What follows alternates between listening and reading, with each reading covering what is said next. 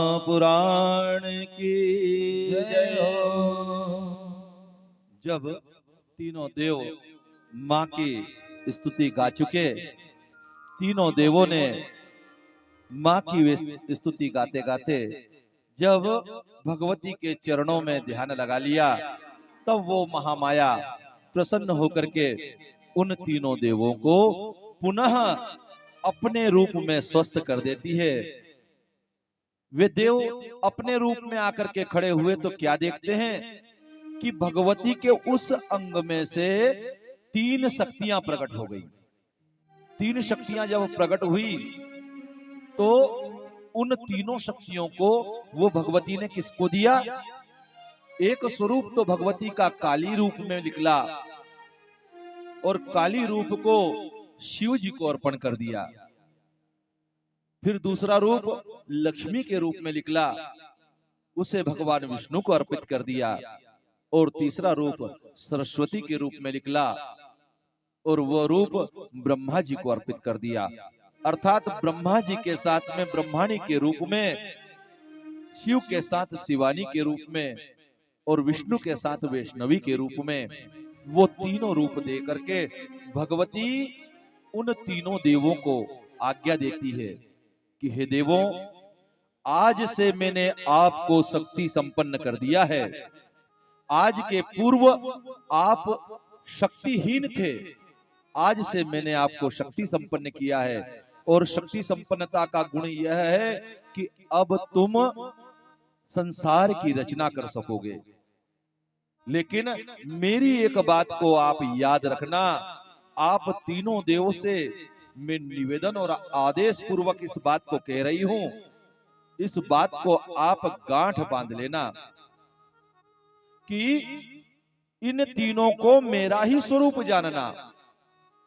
अर्थात भगवती भुवनेश्वरी कह रही है कि इन तीनों को मेरा ही रूप जानना और इन तीनों को मेरा रूप जान करके इनका सम्मान करना।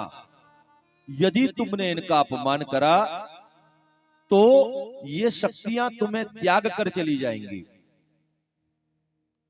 क्या शब्द कहा भगवती ने, क्या आदेश दिया कि ये जो शक्तियां नारी के रूप में तुम्हें अपनी पत्नी के रूप में मैं दे रही हूं, इनका सम्मान करना, और यदि इनका तुमने अपमान करा तो ये आपका त्याग करके चली जाएंगी। जब इस प्रकार तीनों देवों को कहा तो तीनों ही देव ने उस भगवती की आज्ञा को मानने का आश्वासन दिया। लेकिन हम तो जब अन्य कथाएं पढ़ते हैं तो उसमें देखते हैं कि शिव जी का विवाह हुआ, भगवान नारायण का भी हम विवाह देखते हैं लक्ष्मी के साथ में समुद्र मंथन में। तो ये कथा क्या होगी कि जब भगवती ने अपना स्वरूप जान करके अपने ही स्वरूप की अंशभूता तीन शक्तियां तीनों देवों को दे दी, तो फिर इन दो देवों के विवाह हम देखते हैं ना, अन्य कथाओं में श्रवण में आते हैं ये बातें। तो देवी भागवत में इस कथा का भी रहस्य उद्घाटन होगा कि आखिर ऐसा क्या हुआ कि विष्णु जी का और शिव जी का विवाह हुआ, जबकि भगवती के द्वारा तीनों ही देवों को शक्तियां संपन्न कर दिया गया था। देवी भागवत में आज राम जी का चरित्र भी आएगा और आज कृष्ण जन्मोत्सव भी होगा। देवी भागवत की कथा संपूर्ण स्थानों से गुजरते हुए निकलती है। यह देवी भागवत महापुराण में संपूर्ण चरित्र आते ही हैं, देवों के चरित्र तो आते ही आते हैं। क्यों? क्योंकि ये कथा जन्मजय को श्री व्यास जी महाराज सुना रहे हैं।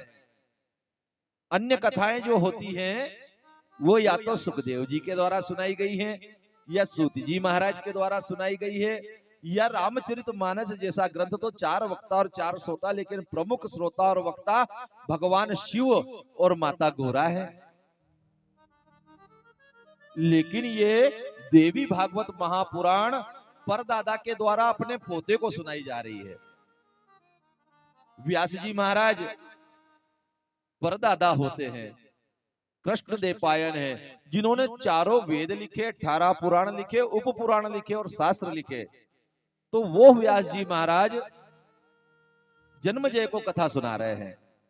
और जन्मजय को क्या कथा सुना रहे हैं, क्यों कथा सुना रहे हैं? कथा इसलिए सुना रहे हैं कि जब रुरु ऋषि ने, कल हमने नाग यज्ञ की बात करी थी कि नाग यज्ञ जब हुआ तो नाग यज्ञ को रुरु ऋषि ने ला करके यह कहा कि तुम्हारे पिता को सर्प ने काटा और सर्प के काटने से उनकी मृत्यु कैसी हुई? असामयिक हुई, और इसलिए तुम्हें सर्पों से बदला लेना चाहिए।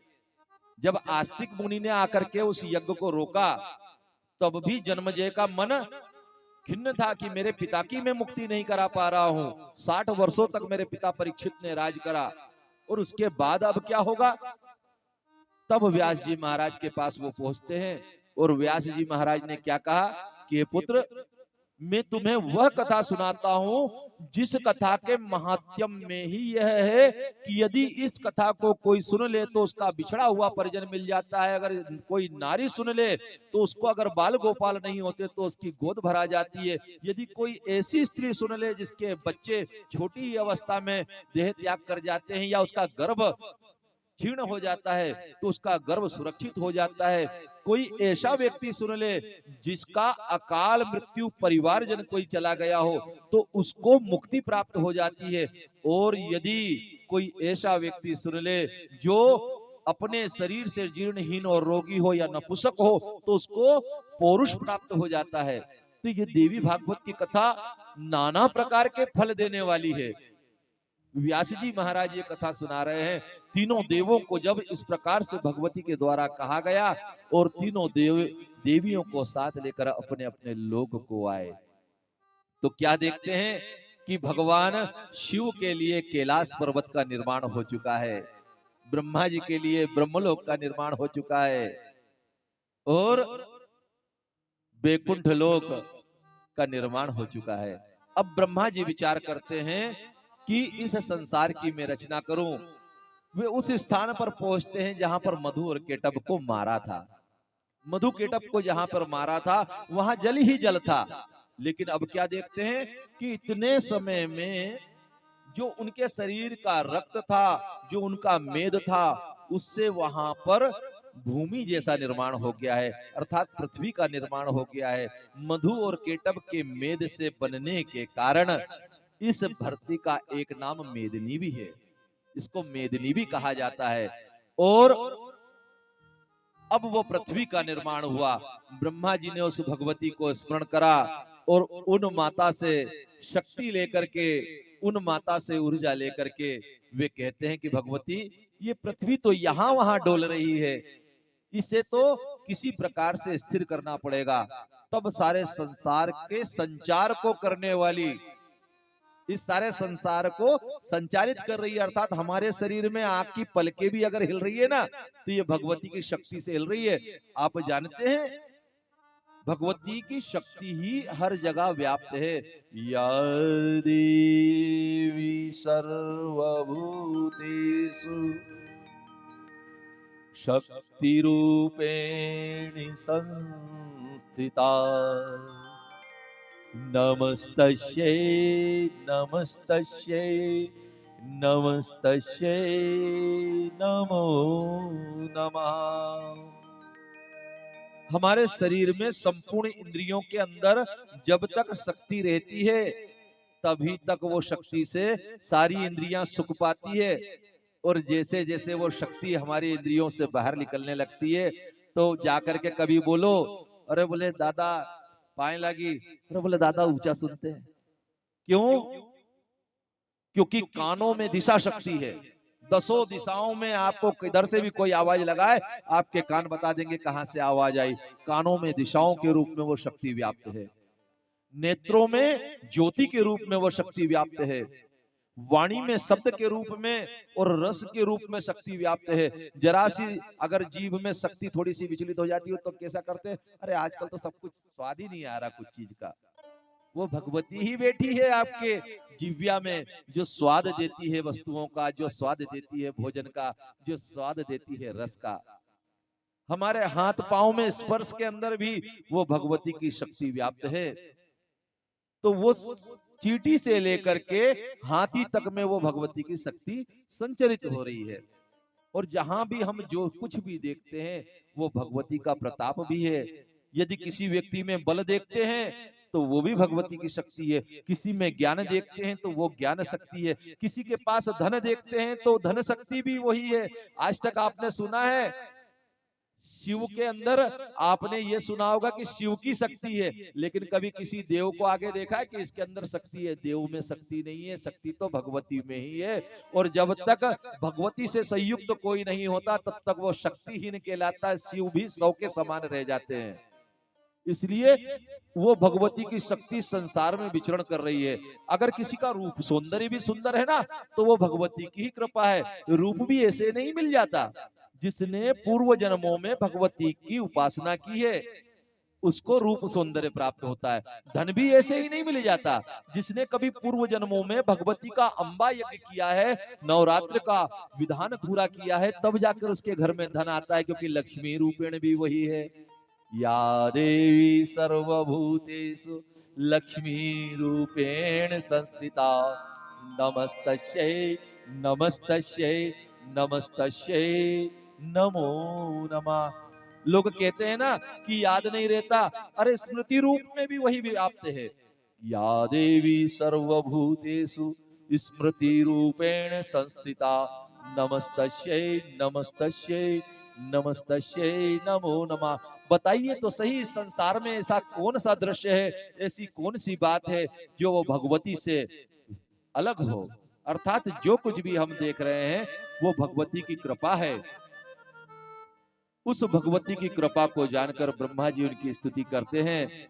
और ब्रह्मा जी स्तुति करते करते वो भगवती से कहते हैं कि भगवती इस पृथ्वी को स्थिर करिए। तब उस भगवती ने इस पृथ्वी को स्थिर किया और स्थिर करने के बाद इस पर पर्वत आदि का निर्माण किया। ग्रंथों में यह लिखा आता है कि इस धरती पर बनाए हुए पर्वत एक प्रकार से खीले के समान है, जो इस धरती का बैलेंस बना करके रखते हैं। और उस बैलेंस के कारण पृथ्वी अपने स्थान पर स्थित रहती है। लेकिन इन दिनों विकास का चरखा ऐसा चल रहा है कि इस धरती के बैलेंस को खत्म किया जा रहा है। और धरती का बैलेंस अगर एक बार बिगड़ जाए तो आपको मालूम है क्या होता है? धरती का बैलेंस बिगड़ जाएगा ना जब भी। इस धरती में दो छोर हैं। देखो, जो कुछ बातें ऐसी होती है जो सब लोगों को नहीं मालूम, लेकिन यदि किसी को मालूम है, ये ग्रंथ क्यों लिखा, क्या कारण था ग्रंथ लिखने का? व्यास जी महाराज इतने ज्ञानी थे ये बताने के लिए लिखा क्या? नहीं। क्या इतिहास पुराण इसलिए लिखे कि देखो हम तुम्हारे पूर्वज इतने ज्ञानी थे? नहीं। वो इसलिए लिखे गए हैं कि आप इनके माध्यम से अपने पूर्वजों के इतिहास को जाने और इस बात को जाने कि ये संसार की रचना कैसे हुई है, इसकी सुरक्षा कैसे होती है, इसका संचालन कैसे होता है, और हमारे जीवन में किस प्रकार धर्ममय जीवन को जिया जाए। तो इस समय हम देखते हैं कि धरती के दो ध्रुव होते हैं, एक उत्तर ध्रुव, एक दक्षिण ध्रुव। अगर इस बात को हम अपने शरीर पर देखें तो हमारे शरीर में भी दो ध्रुव हैं। एक ध्रुव होता है उत्तर का और एक ध्रुव नीचे की तरफ होता है दक्षिण का, जो हमारे मूलाधार में स्थित होता है ना। अब जब हमारे इन दोनों ध्रुवों के बीच में अगर कोई कमजोरी आ जाती है तो हमारी साधना, हमारी पूजा या हमारे शरीर में रोग उत्पन्न होने लगते हैं। ये दोनों ध्रुवों के बीच में एक ऊर्जा चला करती है, रीढ़ की हड्डी, ये सुमेरु पर्वत से, ये मेरु है ना, ये मेरु है, और ये पीछे जो छोटा मस्तिष्क होता है ये सुमेरु है। यहाँ पर देवताओं का निवास है। देखिए, अपने शरीर में आपको सारे भगवानों के भी दर्शन हो सकते हैं, और इस शरीर में आपको यह पता चल सकता है कि जैसे आप 50 किलो चावल का एक हंडा बनाएं और उस हंडे में से एक चावल उठा करके देखें तो आपको क्या पता चल जाएगा कि पूरे 50 किलो चावल पक गए हैं। चलो इस बात को छोड़ते हैं। दूसरी बात ये देखते हैं कि एक डॉक्टर आपके पास आता है और सुई जरा सी मारता है और उसमें से आपका रक्त निकाल करके देखता है कि आपके शरीर में इतना हीमोग्लोबिन है, इतना आपके शरीर में ये ब्लड ग्रुप है। अर्थात एक बूंद खून से आपके शरीर को देख लेता है। चलो ग्रंथों में प्रवेश करते हैं कि एक राक्षस हुआ जिसका नाम था रक्तबीज। उस रक्त बीज का एक रक्त गिरने के बाद में उसके ही जैसा राक्षस बन करके खड़ा हो जाता था। चलो विज्ञान में देखते हैं कि आज के समय में एक व्यक्ति के जरा से डीएनए से वैसा का वैसा क्लोन बन करके तैयार हो जाता है। मालूम है ना? तो हमारे शरीर में दो ध्रुव हैं।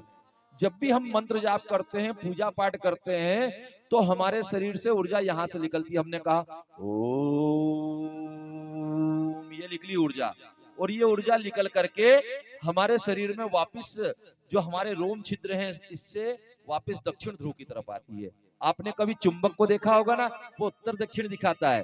तो जैसे ही हम मंत्र जप करते हैं, जैसे ही हम भजन करते हैं, जैसे ही हम पूजन करते हैं, तो यदि हमारे इस क्षेत्र में कोई कमजोरी है तो हमारे शरीर में मंत्र जप के प्रभाव से ऊर्जा नहीं बन पाएगी।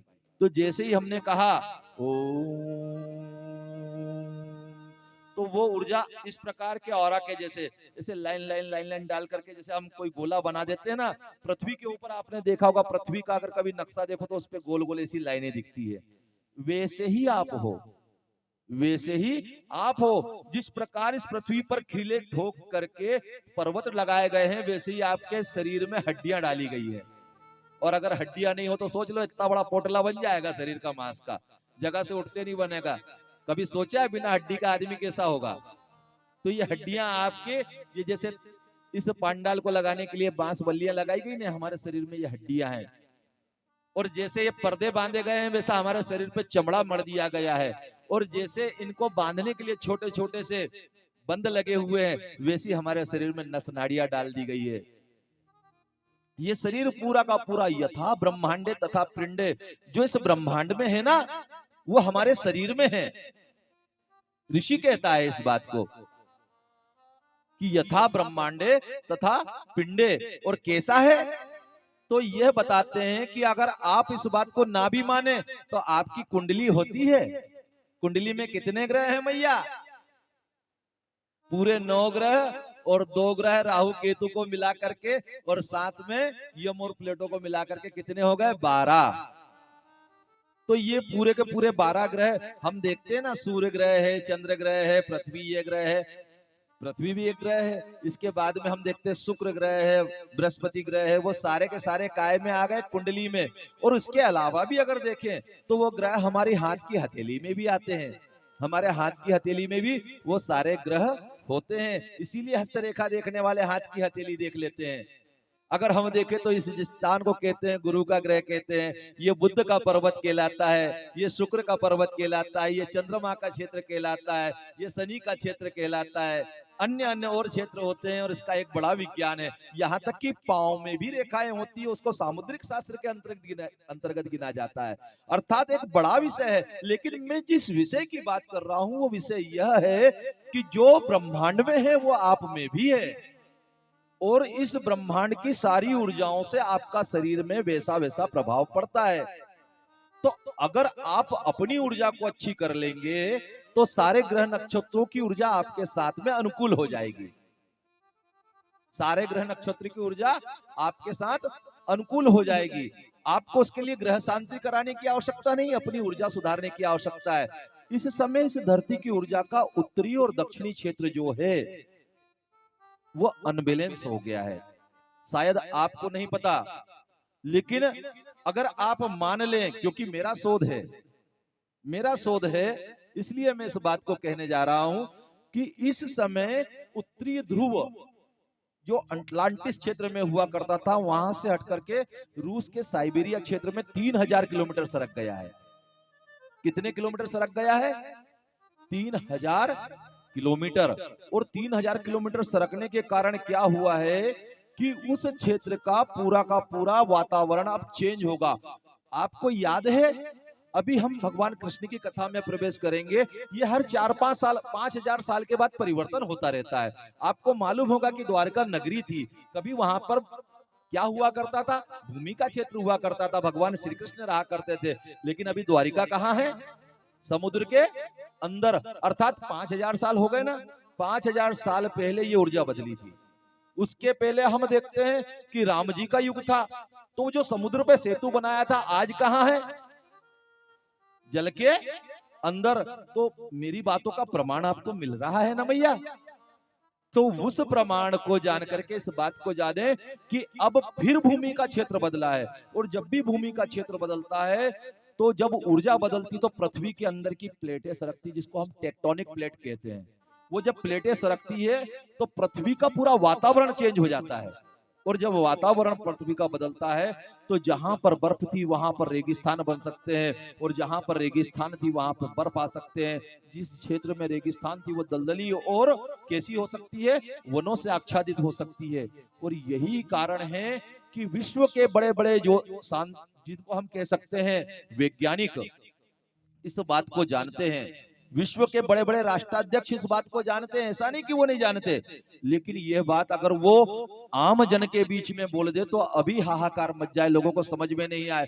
क्या आप मान सकते हैं कि आज से 10 साल बाद दिल्ली में बर्फ गिरेगी? मान सकते हैं? अरे दिल्ली तो दूर है, ग्वालियर के आगे तक बर्फ आ जाएगी। आप मेरी बात को आज लिख लें, 10 साल बाद देख लेना।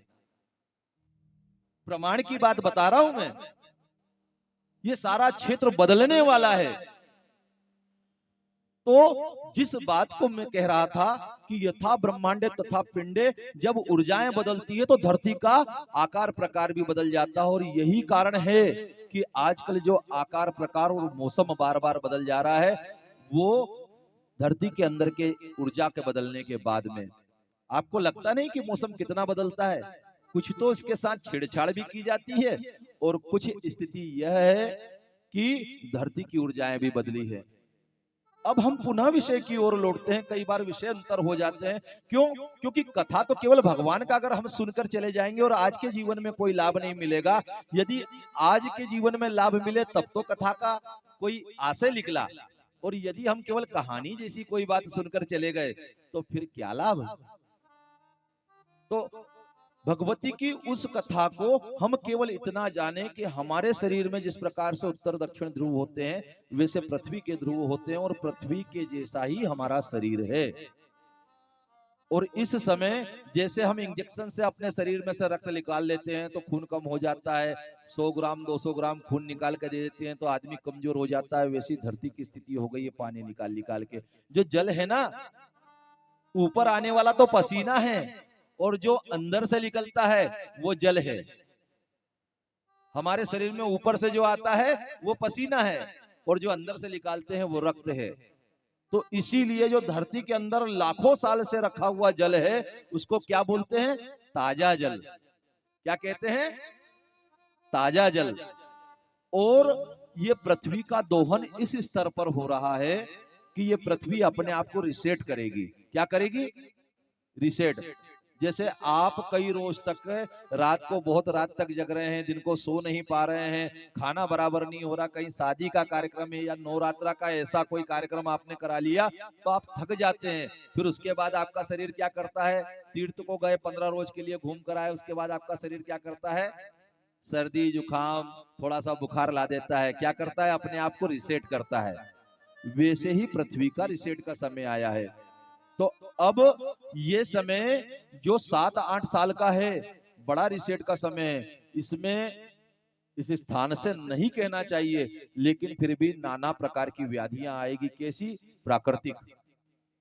प्राकृतिक व्याधियां इस प्रकार से आएगी कि लोगों को लगेगा कि ना जाने क्या करना चाहती है, प्रकृति कुपित होने वाली है। और यह समय प्रारंभ हो चुका है। अगर आप देखेंगे तो कुछ रोजों में इस तरह की कई घटनाएं आपको देखने में आ जाएगी। अभी तो 2 तारीख तक अंगारक योग चल रहा है। प्रयास ये करें कि भगवान के पास भी अगर दीपक लगाएं तो उसकी सुरक्षा में बैठे रहें। क्यों? क्योंकि अंगारक योग जब भी आता है तो ये आग का बहुत उत्पात मचाता है। और इस बार का अंगारक योग गुरु और राहु के साथ मिलकर के आया है। और गुरु राहु की युति जब भी होती है तो एक भीषण युति बनाती है। अब हम पुनः कथा में प्रवेश करते हुए उस स्थान पर पहुंचते हैं जहां पर ब्रह्मा जी भगवती की स्तुति करते हुए उनसे कहते हैं कि भगवती इस संसार को, इस धरती को स्थिर कर दे। और भगवती पर्वतों के रूप में, नदियों के रूप में, जलाशयों के रूप में इस पृथ्वी का संपूर्ण आवरण सुरक्षित कर देती है। और जब भगवती इस पृथ्वी का संपूर्ण आवरण सुरक्षित करती है, तब ब्रह्मा जी को आदेश देती है कि तुम इस संसार में पंच तत्वों की सृष्टि करते हुए संसार की रचना करो। सृष्टि रचना के विषय में श्री व्यास जी महाराज बहुत कुछ बताते हैं। और सृष्टि रचना के विषय में तो केवल इतना जान लें कि अगर हमें सृष्टि की रचना को समझना है तो स्वयं को जान लें। और स्वयं को जानने के लिए तो शुरुआत भी स्वयं से करना पड़ेगी। जब तक हम स्वयं से शुरुआत नहीं करेंगे, और स्वयं को जानने की जो प्रक्रिया है, ये तो हेडलाइट जो होता है ना गाड़ी का, रात को आपको बहुत दूर जाना है, आप कहोगे कि अंधेरा अंधेरा है, लेकिन अगर आपकी गाड़ी में हेडलाइट है तो 100 किलोमीटर की यात्रा आप कर सकते हैं। लेकिन अगर आप ये कहें कि नहीं यहां से वहां तक उजाला होगा तब हम चलेंगे, तो नहीं होगा। आप चलते जाइए, वो हेडलाइट आपको उतनी दूरी तक बताते जाएगा उजाला जहां तक कि आपको चल सकते हैं। तो वह हेडलाइट जो है वो गुरु होते हैं। और गुरु के मार्गदर्शन में स्वयं को जानने की प्रक्रिया की जाती है। कोई कोई बिरले ही होते हैं जो पुराना ज्ञान लेकर के आते हैं, जिनको किसी भी घटना से, किसी भी व्यक्ति से अपना ज्ञान जागृत हो जाता है। लेकिन आम जनों के लिए तो गुरु की आवश्यकता होती है। ब्रह्मा जी ने तीनों गुणों के बारे में भगवती से उपदेश लिया। 3 गुण अर्थात सत्वगुण, रजगुण और तमोगुण। ये तीनों गुणों को हम साधारण रूप से अगर जाने तो सत्वगुण सात्विक होता है। इस गुण के बढ़ने पर हमें और हमारे मन को श्रद्धा, भक्ति, प्रेम, दया, करुणा, मित्रता, दान, धर्म और सभी के प्रति सद्भावना के विचार आते हैं। रजोगुण जो होता है, इस गुण के बढ़ने पर हमारे अंदर राजसिक भाव आते हैं। मान, सम्मान, धन, वैभव, पद, प्रतिष्ठा, ऐश्वर्य आदि गुण बढ़ जाते हैं। और तमोगुण जो होता है ये तामसिक भाव का होता है। मैं सभी मातृशक्ति और बंधुओं से निवेदन करूंगा कि आज हमारे यहाँ पर वृद्धाश्रम से हमारे वृद्धजन आए हैं, और इन वृद्धजनों का आप सभी अपने बुजुर्गों और पितरों के समान जान करके स्वागत करें।